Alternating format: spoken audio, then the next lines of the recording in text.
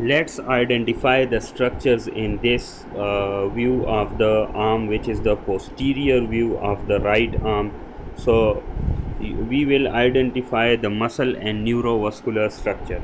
So you can see this muscle, this one, this muscle is deltoid muscle.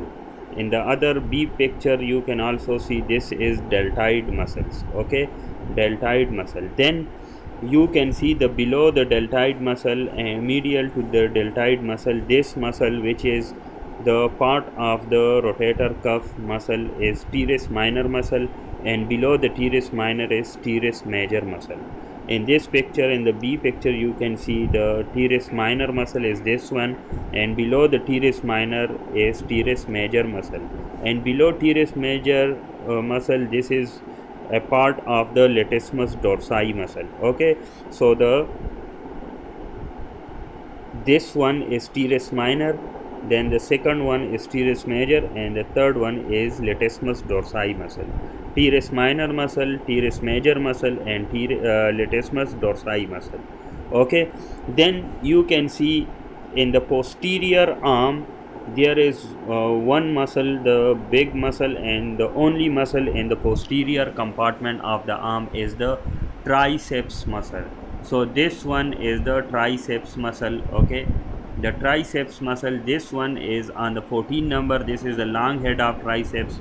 Okay, and on the 13 number, this is the lateral head of the triceps, and deep to the long head and the lateral head is the medial head of the triceps muscle.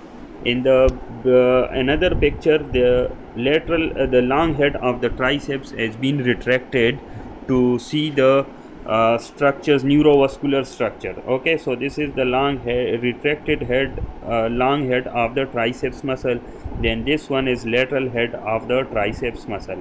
Okay, now you can see this bone, which is the humerus bone. Okay, so you can see the in between the teres minor muscle and teres major muscle, and laterally the long head of the triceps, this space which is called the triangular space. Okay, so this is the triangular space, and the content of the triangular space has been shown. This artery which passes through the triangular space is the circumflex scapular artery, which is the branch from the subscapular artery, and the subscapular artery is the branch from the third part of the axillary artery. Okay, so this is the triangular space showing the circumflex scapular artery. Then on the lateral side, okay, on the lateral side of the this muscle, long head of triceps muscle, you can see this space which is the triangular quadrangular space, and in the quadrangular space two structure passes. The first one is on number 1, this one is the axillary nerve. Okay, and below the axillary nerve you can see this artery on the 6th number. This is posterior circumflex humeral artery, which is the branch from the third part of the axillary artery.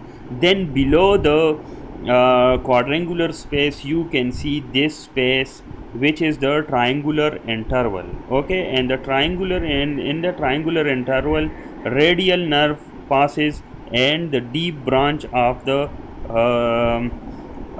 brachial artery, which is the profunda brachii artery. So on the 9 number the structure is radial nerve, and on the 7 number this one is the profunda brachii artery, which is the contents of the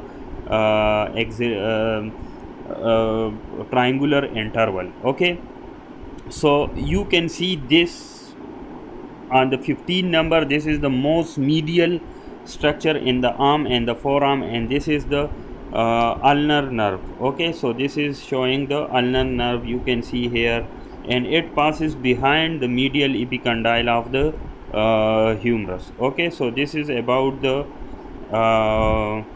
structures in the posterior compartment or posterior arm, upper arm region.